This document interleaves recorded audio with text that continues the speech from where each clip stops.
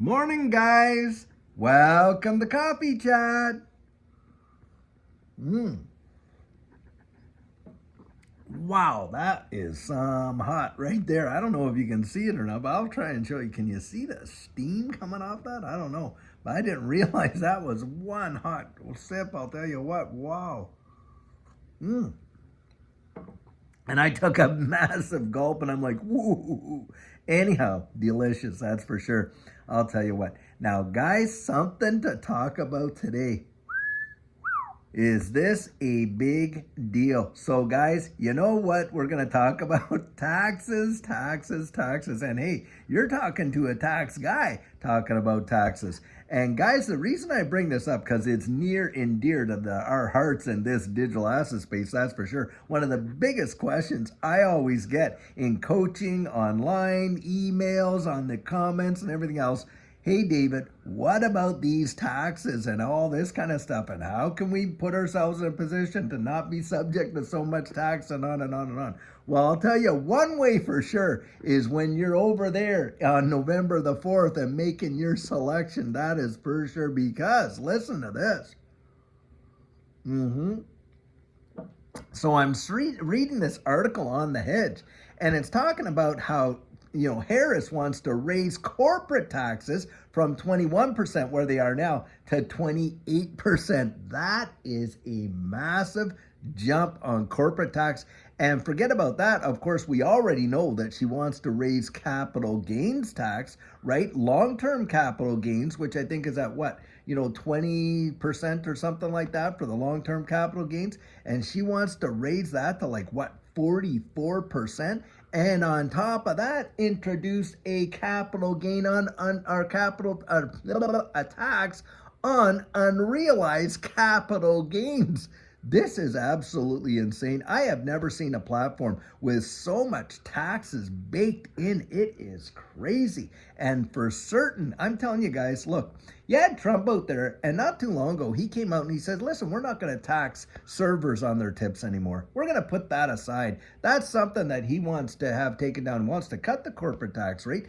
And on top of that, he has just come out and said, listen, I am wanting to put a policy in place where we do not tax overtime pay. That is massive when you think about that.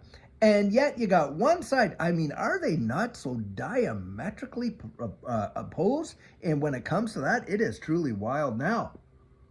The one article is talking about how this kind of heavy-handed taxation is literally crippling the country. And in terms of, getting out there and stimulating the economy, I mean, what motivation would there be for you and I to go up and set out a business and stuff like that, only to see near 30% taxation, 28% taxation on any of the gains that we might, or the earnings we might get after our expenses in our businesses?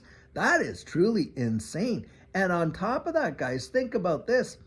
When the trickle down for employees, because people, oh, well, that's only for the big businesses that are making this, that. Are you kidding me? You don't think that there's that trickle down effect, and that burden is cascaded upon what? The employees? Hey, rate cuts. Maybe they don't get raises like they did. Hey, how about benefits? They can get cut back, and on and on and on. And of course, corporations that end up failing, right? Because they're already squeezed to the nth degree just by the economy and the inflation that's all out there and stuff like that. Now you're going to slap these heavy taxes on them? That is truly a recipe, in my estimation, for absolute disaster. And to think that, we go out there and take risks with our after-tax dollars, right? I mean, that's something that we're doing. And when we're investing in this space and things like that.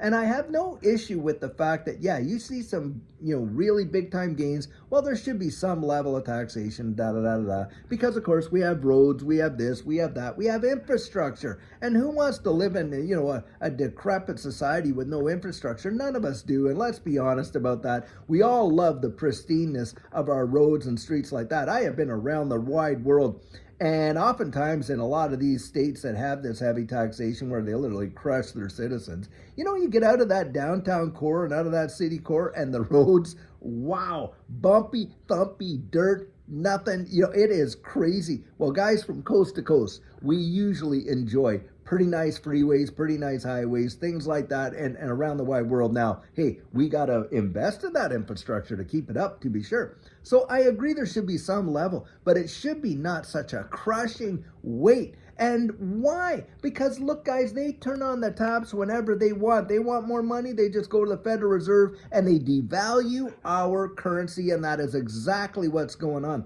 So not only are they taking it out of your after-tax dollars, but they're pulling it out of their pockets by the fistfuls in destroying the purchasing power of the currency on top of it. And this is the thing. So when I look at that and I see, okay, hey, these taxes and this and this and that, now they want to throw out there that if you and I take our after-tax dollars, invest it, and see some reasonable profit, oh my goodness, nope, we got to take a chunk of that. I mean, 44% capital gains tax, and on top of that, they want to throw another 25% down on unrealized gains. So if you decide, hey, look, I'm just going to hold here and wait and see. Now people go, oh, well, that's only for those that have over 100 million. You don't think that's going to affect you and I? Come on. That is absolutely the most nonsensical thing that you could possibly think of. Because I'll tell you what, these major corporations that have these hundreds of millions, things like that, you know what they do? They vote with their boots. That's what they do. They get up and off they go to more tax-friendly jurisdictions, and with it, what goes with them, guys? Well, a lot of the jobs, and on and on and on. And then they say, oh, well, we'll just tariff them to Dickens. They move out of the country and they want to ship their goods in the U.S. We're just going to tariff them the difference. Well, where do you think that happens? Who do you think pays for that tariff tax? Hey, it's you and I, the consumer, right? Because when we go to purchase those items, hey, the added taxes is right in the price tag, isn't it? That's who's paying for that too. And so what does that do? That means, hey, there's less goods out there, right? Supply and demand, and of course, affordability. And so people won't be ordering the stuff like they did. And of course, you're going to watch that affect all kinds of other jobs, retail, this, that, and the other thing. Guys, it is insane. It's one of the most insane policies there. Do you want to vote for poverty? Hey, go vote for that. That's what I'd say right there. Vote for that, and you'll get what you ask for, because that is going to lead to destruction. Now, think about this. So this other article that I was reading was saying, well, hey, under a lot of these policies and the price controls that they want to throw out there to retail and stuff like that so they can control that, well, it led, back in WW2, that thing led to a lot of, rationing of goods. Yep, rationing of goods. And guys, and this article that I read on The Hedge explained the whole thing. Now, of course, you had the war effort back then, and of course that was the narrative. Hey, support the war effort, but it was a lot more behind it. And guys, what are they trying to marshal us into right now with everything that's going over there overseas in Europe and on and on? Yep. And do you not think that they might come out and say, oh, well, hey, maybe we need to start rationing things, right? Because the supply issue, well, after they do all these policies, knock the supply right off its feet and stuff like that, and literally stifle that, investment that would happen in an environment where, the persons are out there getting absolutely crushed by their taxes. There's no way. Come on, that is a recipe for disaster. And then on top of that, okay, now we got to ration stuff because, hey, there's not enough of it to go around. The price is going to get high. Let's ration it out. And guys, the things that they ration, boy, it's like a WEF playbook. What they ration back there, meat, right, and all that. Hey, you don't need to eat meat. You can eat bugs. I mean, that's what they've been telling us, isn't it? Wow, wow, wow. Can you not see how they could throw this whole stuff down and all of this kind of stuff if they all got the way that they want? Now, do you think that all the elites and everything like that they're going to be sitting there and they're going to be eating minced cricket pie? I don't buy it for 2 seconds, guys. Not on your life. That seems to be A-okay for all us little folks where we don't need cars, live in 15-minute cities. Hey, don't really need to own anything. Just lease everything. You're going to be so happy with that. And you're not going to have to worry because we're going to give you universal basic income. Oh, and by the way, that means that, hey, we might be able to have some social credit out there where you're going to actually have to, kind of, if you want the UBI, well, I guess you're dancing to our tune. That is obscene. But guys, that literally, you want to see that? Go read up on what they say on their own websites of what they believe is absolutely good for you and me, but not really so much for them, guys. Because, of course, we know in Davos every year, all the jet setters, billionaires, you name it, most of them unelected officials, all out there hobnobbing and everything else, living a just absolutely luxury, and that kind of stuff. Well, and of course they all have to take their private jets to get there, and on and on and on. And this is the hypocrisy of it. Now, most of us, like, we can see through the smoke screen now. I think a lot of people are starting to really wake up. And in fact, I'll tell you what, listen to this too. Wow.